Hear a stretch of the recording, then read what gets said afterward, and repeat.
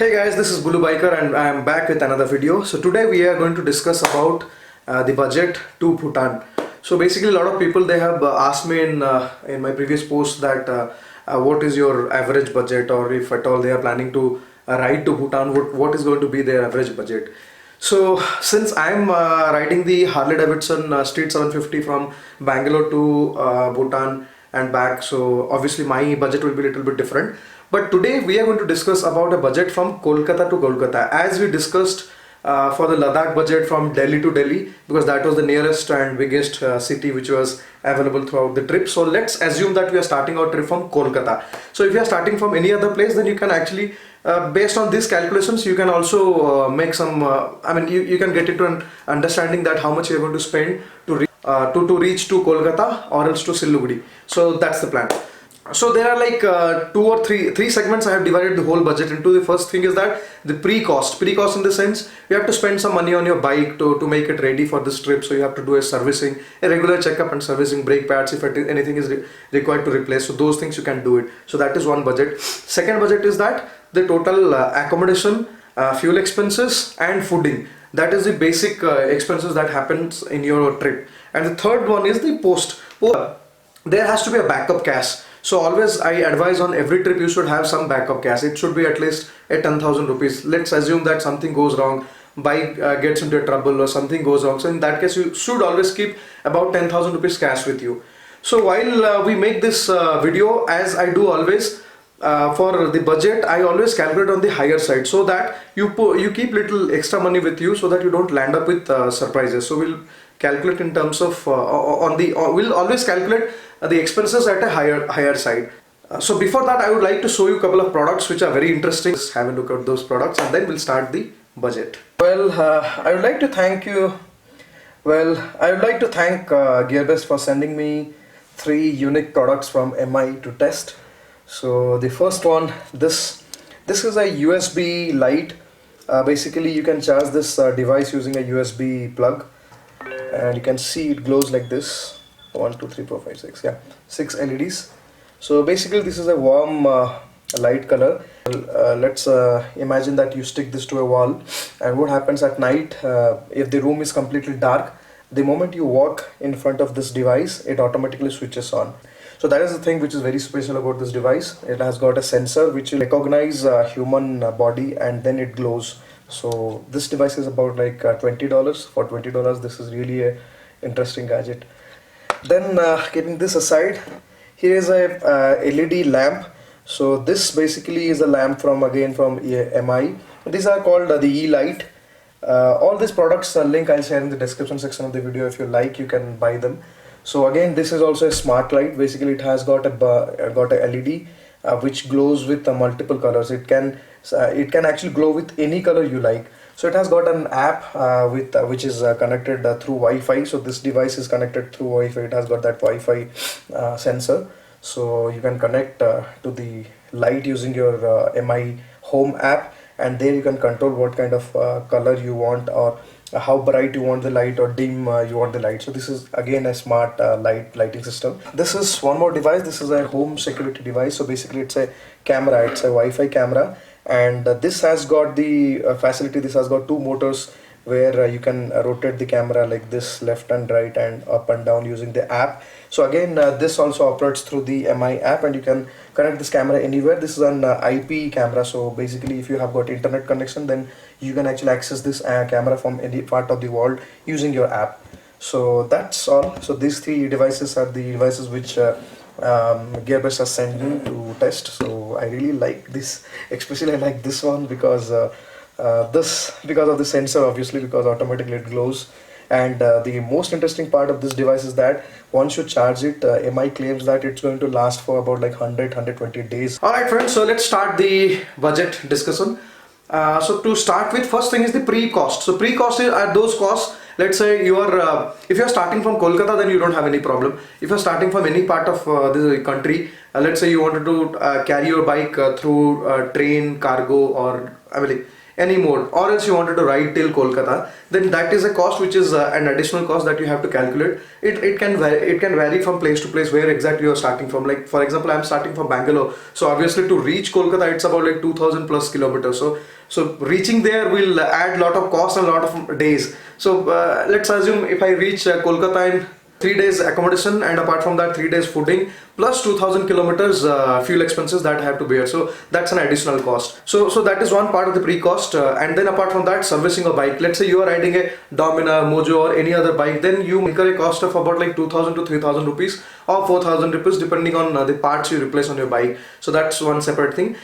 Since I am riding the Harley Street 750, in that case the service cost goes from like 6000 to 8000 rupees, plus if there is any spares or anything that has to be replaced, then that's an extra cost. So roughly 6 to 8000, and then it may extend up to 10,000. So coming to the other expenses, as I said, you should keep some backup cash with you, which can be another like 10,000 rupees or something of that sort. So that's one area. Now moving to the core expenses. So if I calculate from Kolkata to Kolkata, the number of kilometers should range somewhere around like 2800 to 3000 kilometers max. That's what this trip is going to happen. At least based on our plan, we are actually traveling for these many kilometers, and the number of days is about like 9 days, exactly 9 days, more or less 9 days from Kolkata to Kolkata. So if you calculate 9 days, what all things we have to pay for is the first thing is that 2800 kilometers we have to calculate the fuel expenses. So I have considered that the Harley would give me an average of about like 23 km per liter. If you are riding a different bike, obviously the mileage will be bigger, so you will save 2-3,000 more cost, whatever I explained here. Assuming that the Harley will give me a mileage of 23 and the kilometers are 2800 kilometers, so that if I calculate roughly it is about 121 liters that I have to spend on fuel.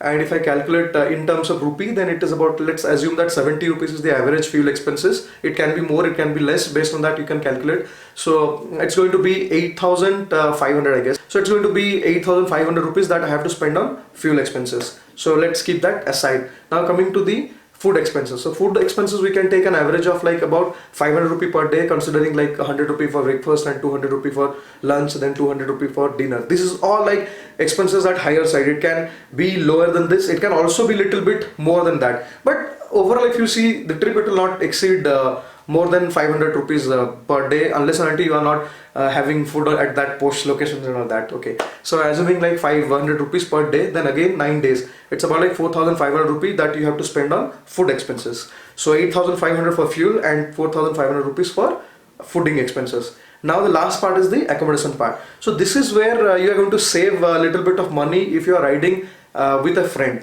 If you are riding solo, then you have to pay more. If you are riding with a friend, then obviously the cost goes down. So let's assume, so if you consider the average average tariff of hotels, then you should actually get a decent room at a price in between 1000 to 2000 rupees, depending on the quality of the room. You should get it.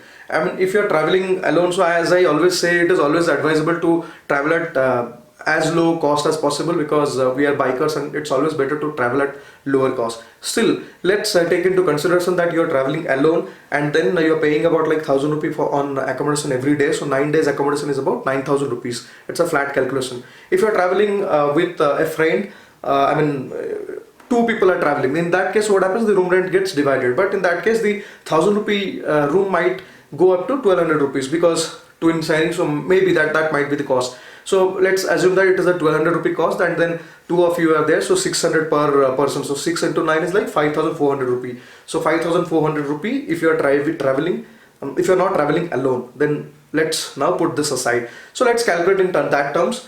If you are riding alone, then 9000 rupee for accommodation. If you are riding with a friend, then 5400 rupee. Now let's put all these three together. First was the fuel expenses for me, on my Harley it was 8500, and then plus 4500 for food, which comes to about 9 plus 13,000 rupee. And then if I am riding alone, 9000 rupees I have to spend on accommodation. So my total cost comes to about 21,000 rupees. If you are riding with friend, then obviously you will save about 3,400 rupees less. So you can just calculate, you can reduce to 3,400 rupees if you are riding with your friend.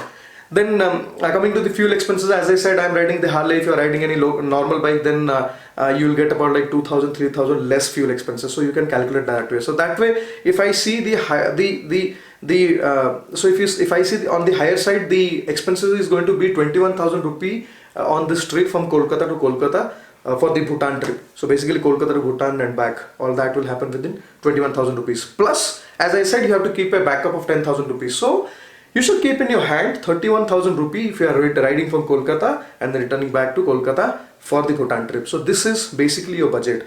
Well, the fact is that you might be knowing that this is my first trip to Bhutan, but how did I get these figures? The friends with whom I am riding, they have already done Bhutan once or twice, so they're quite familiar with the rates and everything. So from them actually I got this figures, and I thought let's make a video on that so that everyone will have a clear picture of how much they're going to spend on this trip.